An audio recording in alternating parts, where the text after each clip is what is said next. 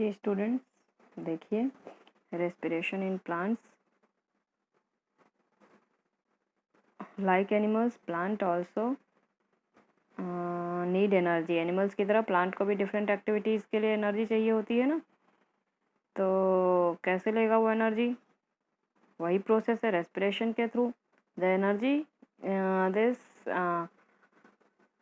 the plants get this energy by the process of respiration. Plant also use oxygen of air for respiration. Plants जो हैं air को oxygen लेते हैं respiration के लिए और कार्बन डाइऑक्साइड रिलीज करते हैं। ठीक है, हम ही लोगों की तरफ प्लांट्स भी ऑक्सीजन कंज्यूम करते हैं रेस्पिरेशन में। ये ध्यान रखिएगा, फोटोसिंथेसिस में ऑक्सीजन को कंज्यूम करते हैं, लेकिन रेस्पिरेशन में नॉर्मल हमारी तरह ही ऑक्सीजन को कंज्यूम करते हैं और कार्बन डाइऑक्साइड को रिलीज करते हैं। तो देखिए क्या डिफरेंस है respiration in plants and respiration in animals में। An animal performs respiration in a single unit. Animal जो है एक बार में रेस्पिरेशन परफॉर्म करता है, जबकि plants all the parts of the plant like root stems leaves perform respiration individually. जबकि सारे रूट्स हो या स्टेम हो या लीव्स हो, सब अलग अलग अपना रेस्पिरेशन करते हैं, सबके सेल्स अलग अलग रेस्पिरेशन करते हैं। और हमारे में एनिमल्स में जबकि एक सिंगल यूनिट में रेस्पिरेशन होता है। सारे बॉडी के सेल्स जो है एक साथ हम ऑक्सीजन लेते हैं और सभी बॉडी सेल्स में पहुंच जाता है। ठीक है, respiratory gases are usually transported over a long distance inside the animal during respiration. जो रेस्पिरेटरी गैसेज हैं, चाहे वो ऑक्सीजन हो या कार्बन डाइऑक्साइड हो, उसको लंबे डिस्टेंस में ट्रांसपोर्ट होना होता है। जबकि इसमें प्लांट्स में during respiration in plants there is a little transport of respiratory gases from one part to other part. क्योंकि सभी अपना इंडिविजुअली कर रहे हैं सभी पार्ट्स जो है, इसलिए यहाँ पे इतना ज़्यादा दूर तक ट्रांसपोर्ट नहीं करना पड़ता। ठीक है, the respiration in animals occurs at much faster rate. Respiration जो एनिमल्स में है वो ज़्यादा तेज़ी से होता है, जबकि प्लांट्स में स्लो रेट में होता है, आराम से। ठीक है, अब plants gate oxygen by diffusion. Diffusion के प्रोसेस से प्लांट्स में जो है ऑक्सीजन चला जाता है। ठीक है,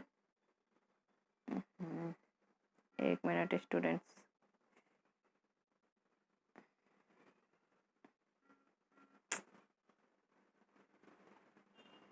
By the process of diffusion, plants get the oxygen। ठीक है,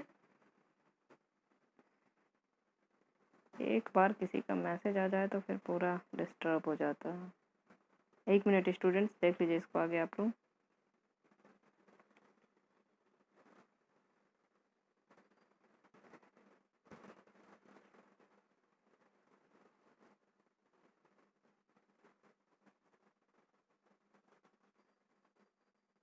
चलिए, plants get oxygen by the process of diffusion. Plants have a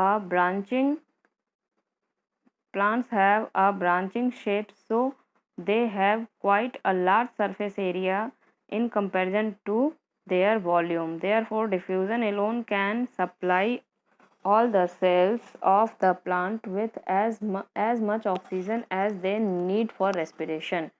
plants का क्या होता है कि ज़्यादा सरफेस एरिया होता है, जो कि बाहर के क्या बोलें, टच में रहता है। ठीक है, in comparison to their volume. Volume के कंपैरिजन में उनका ज़्यादातर सरफेस एरिया जो होता है वो बाहर डायरेक्ट इन्वायरमेंट के टच में रहता है। इसलिए डिफ्यूज़न जो है, और उनके हर सेल में ये क्षमता होती है कि वो डिफ्यूज़ कर सकते हैं। मेन सबसे बड़ी बात ये भी है। तो डिफ्यूज़न अकेले जो है वो सप्लाई कर सकता है oxygen to all parts of the plant. Diffusion occurs in the roots, stems, leaves of the plant. सभी पार्ट्स में होता है डिफ्यूज़न। ठीक है, इसीलिए उसके हर एक पार्ट अपना अपना रेस्पिरेशन करते हैं।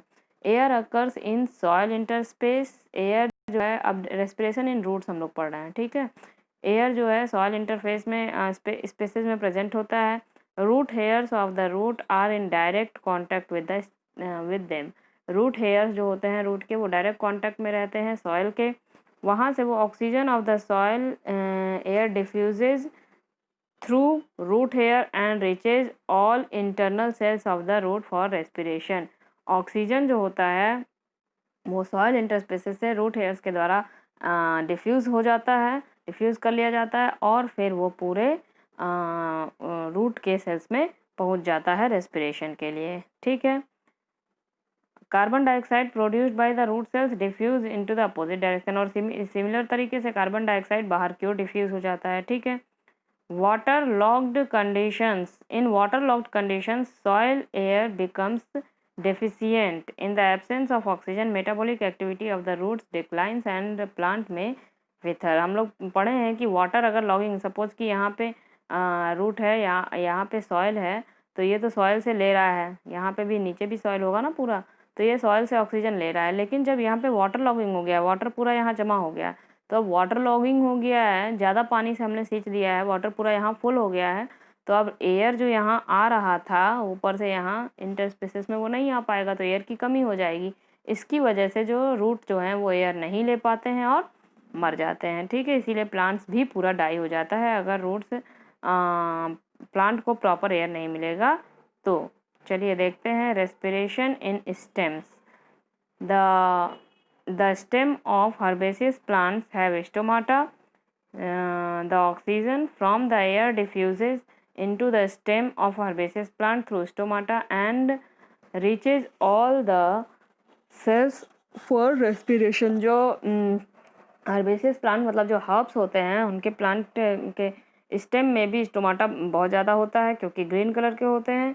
तो प्लांट्स ऑक्सीजन डायरेक्ट ले सकते हैं डिफ्यूज़न के थ्रू स्टेम जो है, और वहाँ पे भी रेस्पिरेशन होता है, और कार्बन डाइऑक्साइड सिमिलर तरीके से वापस चला जाता है। अब वुडी स्टेम में क्या होगा, bark has lenticels. Woody stem में जो है वो स्टोमाटा की जगह लेंटिसेल्स होते हैं गैसियस एक्सचेंज के लिए। तो इस तरह से स्टेम में भी रेस्पिरेशन होता है, ठीक है। चलिए रेस्पिरेशन इन लीव्स देख लीजिए। लीव्स में तो होता ही है स्टोमाटा, लीव्स में तो स्टोमाटा बहुत प्रेजेंट होते हैं, इसलिए डिफ्यूज़न के थ्रू यहाँ पे गैसियस एक्सचेंज हो जाएगा, ठीक है।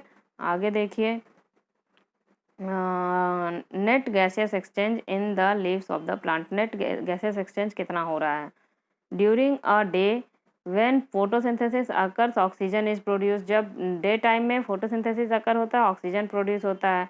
The leaves use some of the oxygen for the respiration and root of the and rest of the oxygen diffuses out into the air. तो डे टाइम में फोटोसिंथेसिस और रेस्पिरेशन दोनों होता है। तो फोटोसिंथेसिस में जो ऑक्सीजन रिलीज होता है वो ऑक्सीजन रेस्पिरेशन के लिए रूट्स जो है एब्जॉर्ब करते हैं जितना उनको ज़रूरत होती है, और बाकी का एयर में छोड़ देते हैं, तो ऑक्सीजन वहाँ एयर में निकलता है, ठीक है। Again during day time carbon dioxide produced by the respiration. अब रेस्पिरेशन के थ्रू कार्बन डाइऑक्साइड प्रोड्यूस होता है जो कि फोटोसिंथेसिस में यूज़ हो जाता है, ठीक है। अब ये ट्री है, ये डे टाइम में, हम लोग डे टाइम में पढ़ रहे हैं। कब पढ़ रहे हैं, डे टाइम में। ये ऑक्सीजन को क्या करता है, पहले फोटोसिंथेसिस में देखते हैं। पहले फोटोसिंथेसिस में ऑक्सीजन ट्रैप करता है और कार्बन डाइऑक्साइड को रिलीज़ करता है। It is trapping the oxygen and releasing the carbon dioxide, ठीक है। तो जितनी इसको ज़रूरत होती है ऑक्सीजन वो ले लेता है और फिर CO2 को रिलीज़ कर देता है, ठीक है। ये तो हो गया फोटोसिंथेसिस में। कौन से प्रोसेस में, फोटोसिंथेसिस में। लेकिन दूसरा भी प्रोसेस डे टाइम में चलता रहता है, दैट इज़ रेस्पिरेशन। रेस्पिरेशन में ये क्या करता है, कार्बन ऑक्सीजन को लेता है और कार्बन डाइऑक्साइड हमारी ही तरह रिलीज़ करता है, ठीक है। तो अब देखिए ऑक्सीजन जितनी इसको ज़रूरत होती है उतनी ऑक्सीजन ये यहीं से ले लेता है, मतलब ऑक्सीजन इतना ज़्यादा रिलीज़ हो रहा है। सॉरी यहाँ पे अच्छा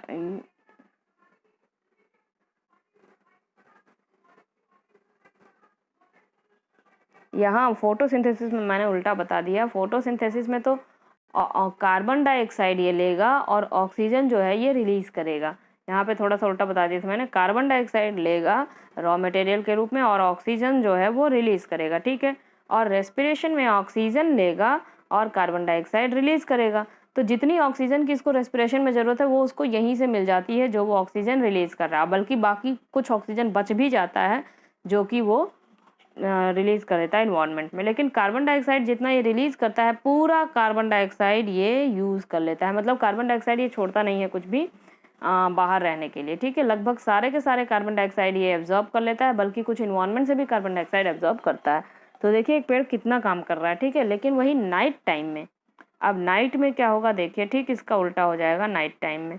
नाइट में क्या होता है ये है, तो नाइट में फोटोसिंथेसिस तो हो नहीं रहा कि कार्बन डाइऑक्साइड यूटिलाइज हो और ऑक्सीजन निकले, ये ऑक्सीजन निकले, कार्बन डाइऑक्साइड यूटिलाइज हो, ये फोटोसिंथेसिस का प्रोसेस नहीं हो रहा है नाइट में।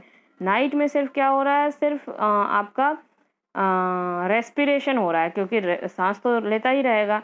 नाइट में रेस्पिरेशन हो रहा है, मतलब ऑक्सीजन ले रहा है और कार्बन डाइऑक्साइड रिलीज कर रहा है। ये प्रोसेस चलता रहेगा, ये प्रोसेस रुक जाएगा नाइट में। तो इसीलिए बोलते हैं कि रात में पेड़ों के नीचे नहीं सोना चाहिए, क्योंकि वो कार्बन डाइऑक्साइड रिलीज करते हैं। ठीक है, ऐसा कोई जादू नहीं होता है, ये नॉर्मल हम रेस्पिरेशन दिन में भी करते हैं, लेकिन दिन में फोटोसिंथेसिस हो जाता है उसको बैलेंस करने के लिए।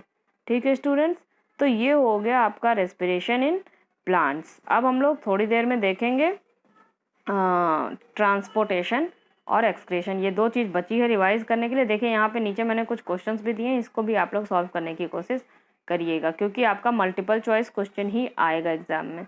ठीक है, थैंक यू।